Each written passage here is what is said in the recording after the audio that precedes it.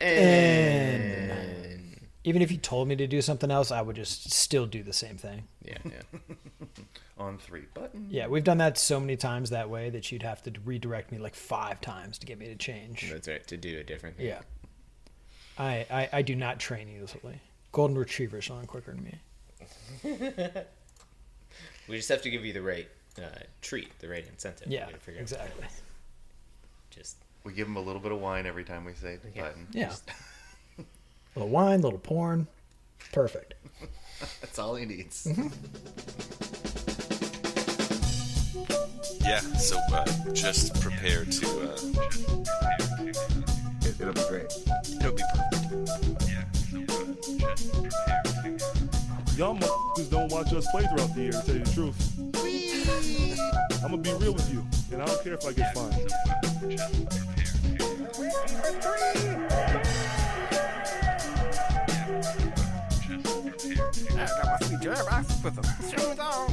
That train is off the track. I feel like you can't just like jump through Neptune and be okay. Just prepare to... What the show needs is more dogs and bears and chickens and stuff. Yeah, so just prepare to be awash in unbeatable goodness. Welcome, Pacers fans. You are listening to the Undebeatables, your semi-weekly Pacers podcast. Today is March 6th, 2022, and this is episode 578. Coming to you from the high school home of Jamison Brewer, Silver Spring, Maryland. It's the Dr. Jason Triplett, and I'll be your host this week. This show, we're going to discuss a 1-3 week in Pacers land, including games against Orlando, the Magic, Detroit, and the Wizards. Joining me this week are 2 of our 3 analysts, coast to coast like buttered toast. First, from my basement. From your house. It's our in-house bartender mixing up the drinks and the crappy jingles. It's John Colson. What is up, Pacer Nation? What is up, Undebeatables? I have not made any drinks for you this weekend. You've bought some beer. Drinks. I bought some beer. Yeah. I'd like to shout out the doctor for inviting me to this mini Undebeatacon. Mm-hmm. Sorry we couldn't have everybody here, but this has been fantastic. We went to the Wizard games tonight and have lots of... it's the first game I've been to in 2 years, so we have lots of insights about the new team. Both. So, yeah, shout out. Yeah, Shout cheers. out. Glad to have you here. Breaking in the basement. It's fun. And from Boise, Idaho, out west, it's our enforcer, John Harper. What's going on, fellas? Shout out Brittany Griner this week. Get home soon. What's going on with Brittany Griner? She's detained by Russia. Oh, gosh. I had no idea. Yeah. Not a good situation. That's not good at all. She just happened to be traveling in Russia? I think she, I don't have it in front of me. I think she plays for Ekaterinburg, a league there, as many WNBA players do, because they can actually make more money overseas in the off season. Right. And we don't pay them enough money during their season here. Mm-hmm. And unfortunately, the allegation here is that she had some sort of hash oil or something, and so they detained her. So don't do that in Russia. But, also wag the finger to her manager. Yeah. And wag of the finger to Russia. How about that, too? Yeah, that's safe. What did we learn today? Het boyne? Het boyne. You know, how's your Russian? Does that sound familiar? Not very good. It's like Хорошо. or something like that. We were walking around. We took Ethan to the zoo today, and we were walking around, and there's somebody going to a protest that was carrying a sign in Cyrillic. Mm. And so we had to Google and figure out what the heck was going on. Likely It's a no war. No war. Gotcha. Probably Ukrainian. Yeah. All right, before we start the show, because we'll get to it eventually, just want to remind you folks that the show is brought to you by you. You can head over to patreon.com/theundebeatables to support us for as little as $1 a month. And if you donate in the $5 a month range, you can be just like our man, Brett Skitball, on Twitter. Brett Olds, I believe, is his name. Brett Olds, Yeah. who got a wonderful koozie. That's right. Because we had a couple of extras, and so we just handed them out to random Pacer fans. Because shout out Pacer fans in D.C. Yeah. So thanks for listening, Brett. So, a good week? No, a bad week? I don't know how to classify weeks anymore in Pacers Nation. We went 1-3 this week. Started out Monday, February 28th, and losing to the Orlando Magic, 119-103. Halliburton, the featured player of that game, went 23, threw in 7 dimes and 6 assists. Buddy Hield chipped in 18, and nobody else did much else in that one. Game 2, Malcolm Brogdon comes back and leads the team to an overtime victory against the Magic again. This time 112-114. Brogdon had 31, 11 rebounds, and 8 assists in that one. Halliburton chipping in 21. Then the team continues the road trip, goes to Detroit, who is horrible. End up losing that one 111-106. Brogdon tried to take over down the stretch, was not successful, even though he ended up with 26, 5, and 4. Buddy Hield, 9 assists in this game. Nice. He's a playmaker. He's the do-everything player on the team at this point. Yeah. He's Carlisle's favorite, I think, at this point. Buddy's been good. Yep. And then today, March 6th, Colson and I were in the building to watch the Pacers lose to the Wizards 133-123. Brogdon again leading the way with 27. Halliburton had a nice game, 15, 11 dimes, 7 assists. And Goga Batadze, Is the truth. 20 points, did not miss a shot, chipped in 6 rebounds and not a whole lot else. But is maybe he's the team joker, we figured out. Yeah, we figured out he's definitely just a weirdo, and he's just being ridiculous all the time on the sidelines.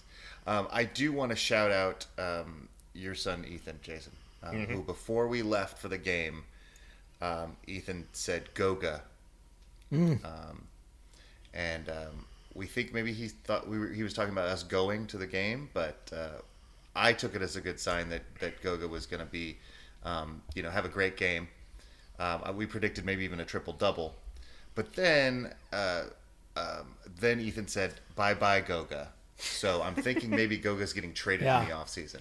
Yeah. Called the career best and early call on that offseason trade. So that's right. Yep. So I think Ethan might have the pulse of the franchise. Yeah, right now. yeah. We should get him an internship with Windhorst immediately. That's right. Harper, what did you take away from this week? Anything we should note?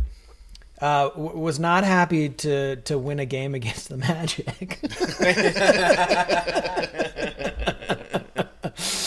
As it currently sits, they are 16-49. Detroit's 17-47, and we're 22-44. So, looks for sure we got some work to do to get out ahead of those guys. It was a pretty good week of basketball. Isaiah Jackson had a great game in that overtime win. Malcolm Brogdon definitely helped us come back. We went on, I don't know, like a 22-4 run or something in the fourth quarter to get ourselves back in that thing. Force OT. Malcolm looked gassed at the end, though. He had several chances at the end of regulation and in overtime to really put an exclamation point on that. But it was really Halliburton and Hield that were able to put that thing away. I think we only gave up like 2 points in OT to him. So really a solid effort. I mean, it's good to see these guys close. That's just something that is clearly in Halliburton's DNA. So it's just good to see. And, Hield has just been great since he got here. I mean, he looks really revitalized with us. And like I said, Isaiah Jackson was perfect in that game. He goes 8-8 from the field. A couple defensive plays to boot.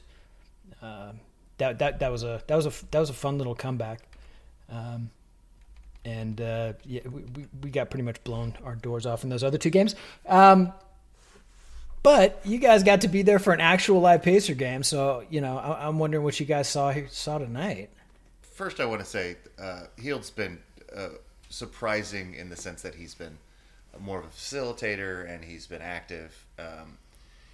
But what was it? Wasn't he like 1 of 11 in that Detroit game from the range or something? Isn't that if he'd hit just like two more shots, we win that game? I don't know. He's not afraid to shoot. No, No, he hit one from almost out on the logo in the fourth quarter of that Magic game. He was on fire. Yeah. So, you take the good with the bad with the Buddy Hield. So, but yeah, as far as tonight's game went, I was, we went. I'd been to the arena only for a concert, never for an actual Wizards game. Right. And I don't know. Lots of screens. They're big on screens everywhere. On the when you're walking on the not tarmac. What's the concourse? Concourse. That's it. And in the arena. Yeah, the jetway. Yeah. Mm-hmm. But what was funny about it is that if you're out on the concourse during the game, none of the screens are playing the game. They're just doing advertisements. So it's kind of a waste of screens. So you're waiting in line for a beer, but you can't watch the game. Yeah, I mean it's not a waste of screen if you're an advertiser. That's true. It's a super good use of screen. The lobbyists got to them. For sure. My two main complaints about this, three main complaints. Probably the loudest arena I've ever been in my life, and not from the fans, just the sound effects, and the announcer is ear bleeding loud. Like we could barely talk, and we're sitting next to each other. Yeah. And like a lot of stadiums do that. A lot of them are loud and put in fake noise, but this was as loud as I've ever heard it. It looked like there were only like 40 fans there. It did not look like there was not a ton of people there. Yeah. Well, first of all, the Wizards aren't very good. They're playing the Pacers, who aren't very good, and it's a Sunday night. So I think that probably had something to do with it. Also, they have this huge big screen. Very few replays. I mean, it's not like they weren't replaying Pacer highlights, of course, but they weren't even replaying Wizards highlights. There were 2 coach challenges in this game. They only replayed one the second time. And it was really bad. That's really annoying. Isn't that weird? Well, I'm trying to think back to the call because that one was not in the Wizards' favor, right? Right. Well, yeah. Well, the Wizards lost the first one, which was the kick they out. The O'Shea Brissett led with his elbow or whatever. Oh yeah. And then the other one was Carlisle challenged it for the bang bang offensive play with Gummy Bear. Gummy Bear tried to step in front and take a charge. Yeah. Neither of them were successful, but we couldn't even see the replays. So, and then finally, last major complaint: no T-shirt cannon. Seriously, how are you a modern NBA basketball team when all you're doing is just tossing T-shirts into the first 10 rows? It's old school. They're trying to harken back to the original days, the Naismith, days. Back in my day, we didn't have these fancy T-shirt cans. The district is a very blue place. Like they do not want guns out there, so it's just excellent point. Yeah, maybe there's a gun ban in the area for sure.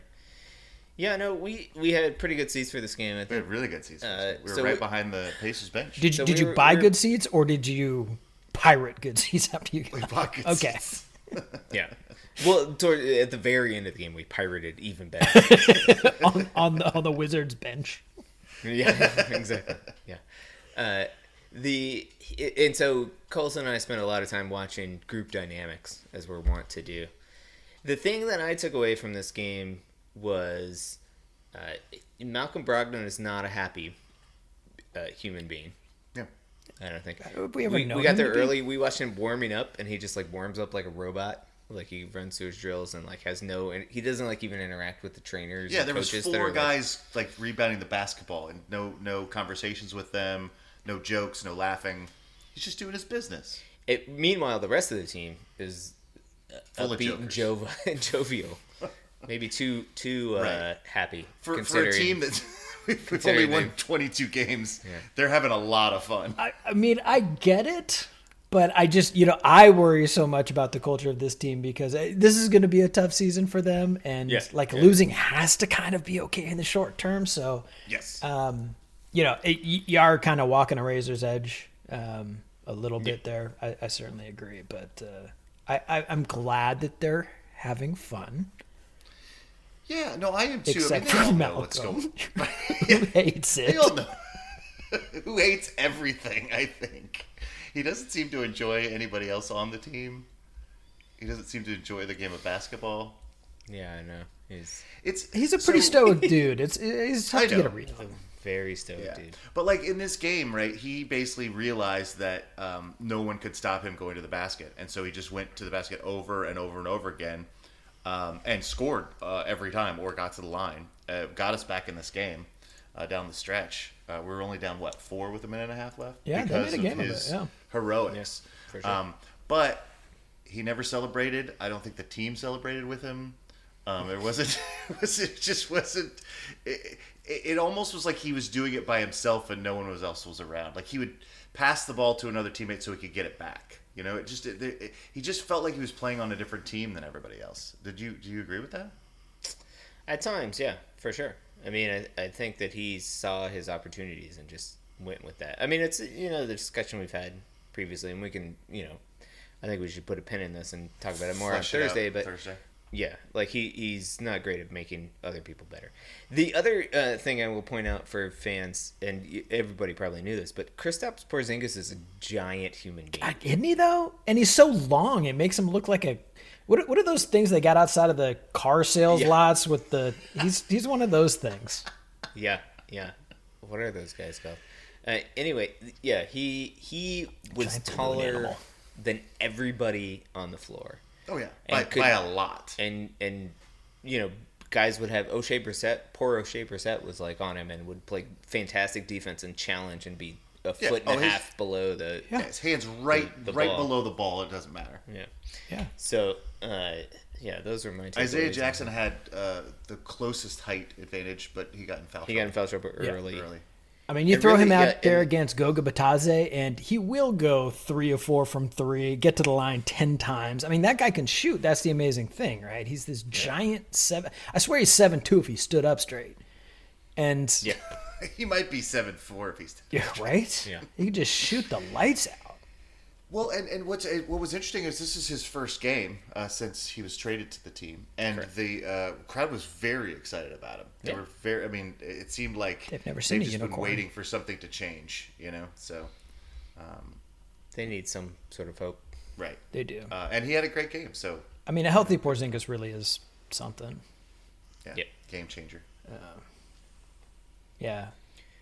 Also, Satoransky posterizes Goga in this game? Oh, gosh. I mean, Oh, God, he did. posterized it. I mean, even we were like, whoa! Uh-huh. This is intense. Yeah, that was tough to watch. I will. man. I will also say that the Halliburton experience live is very, very fun. Yes. he's even smoother in person than he looks like on TV. And believe it. he has amazing reactions when he does cool like look away passes or like juices the hell out of somebody and then makes a nice pass. Like he's just like, whoa! Yeah, like he's like blowing his own mind. Yeah. like Yeah. it's super fun. It's really great. I mean, that's the leadership of Lance right there. Yeah, exactly. Yeah, too bad that Lance was injured in this one. We wanted to see Lance make him dance. Yeah. The Buddy Hield experience on paper looks great. In person, I was not overly thrilled with the Buddy Hield experience.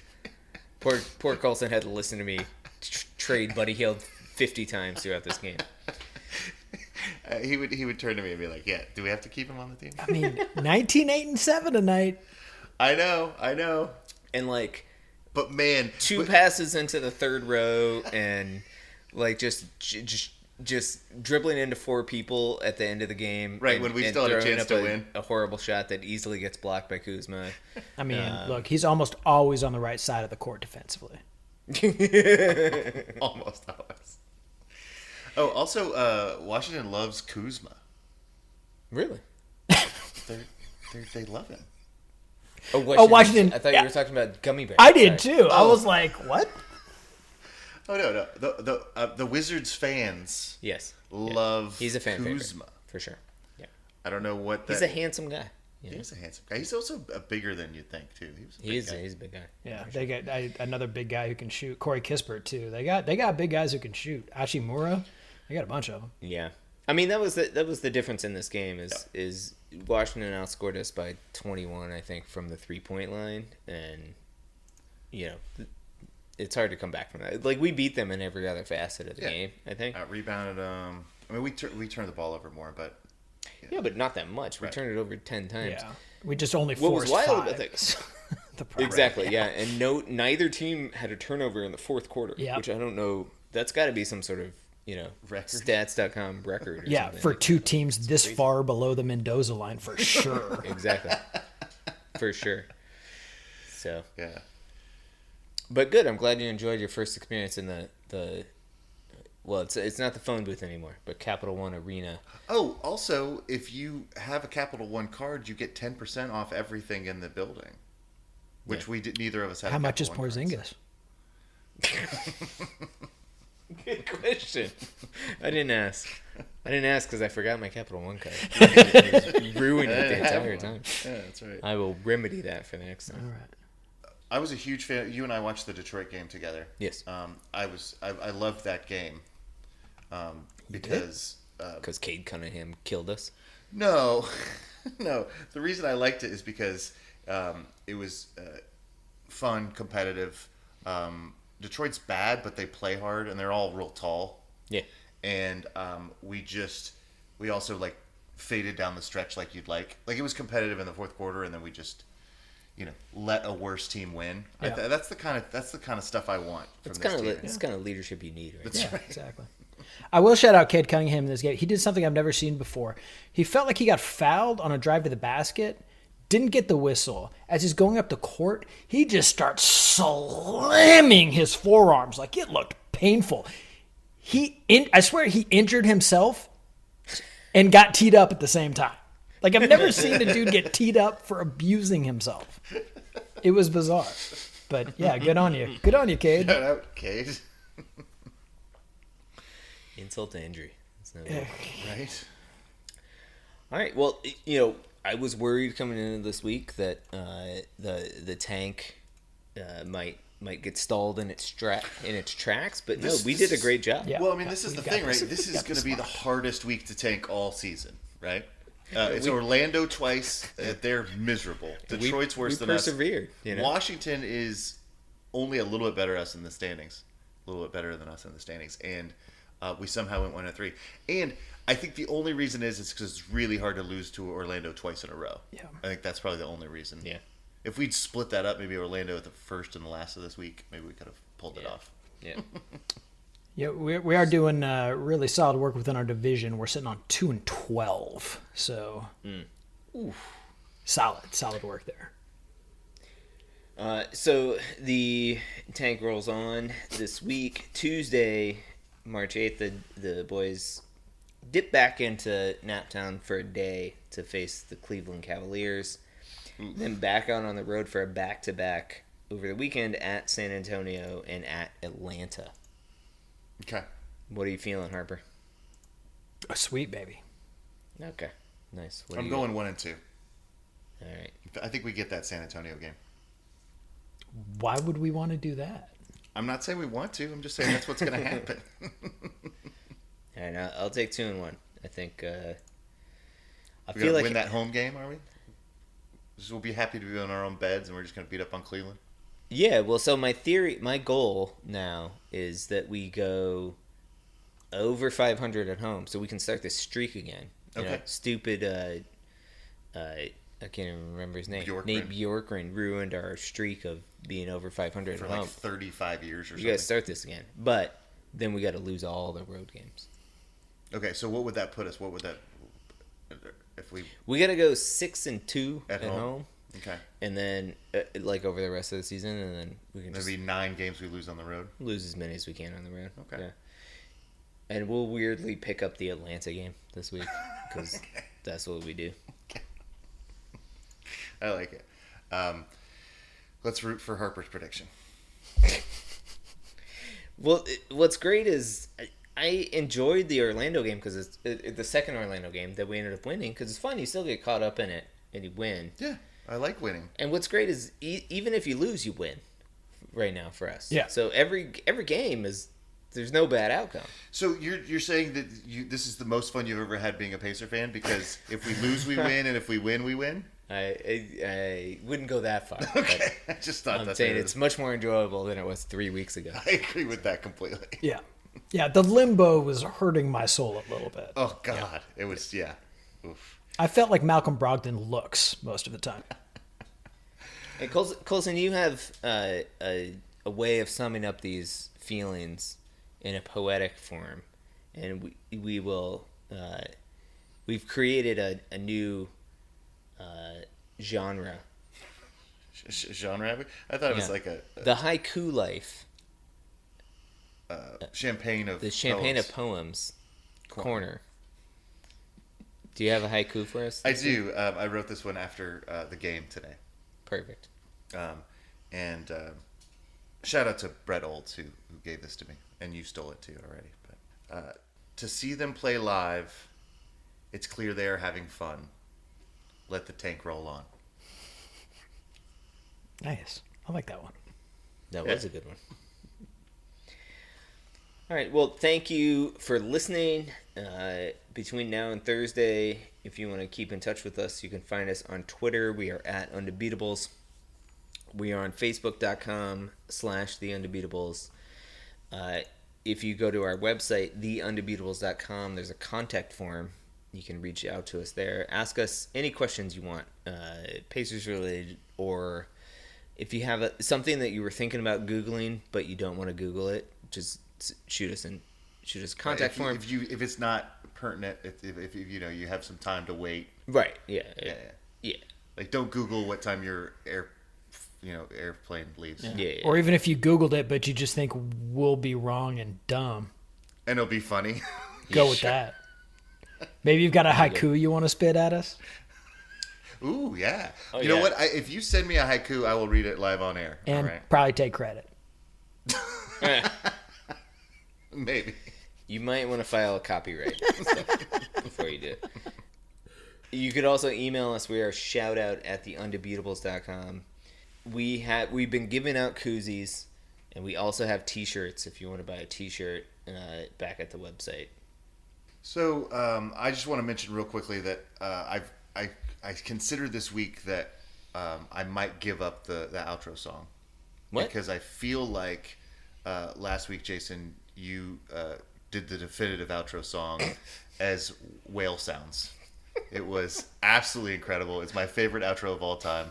I think maybe we should just cut that and then play that at the end of every show. But because we've been doing this for 500 and a million times, and ridiculous amount of episodes. I'm too lazy to do that editing. I'm just going to keep going with this. All right. Yeah. For the architect Donnie Walsh and our once and always Hall of Fame coach Bobby Sicklender. Turn out the lights, the party's over. That's good. You're really testing the acoustics of the new basement. That's right. Echo, echo, echo. Tango, Foxtrot. Golf. Sierra. Hotel. Indigo.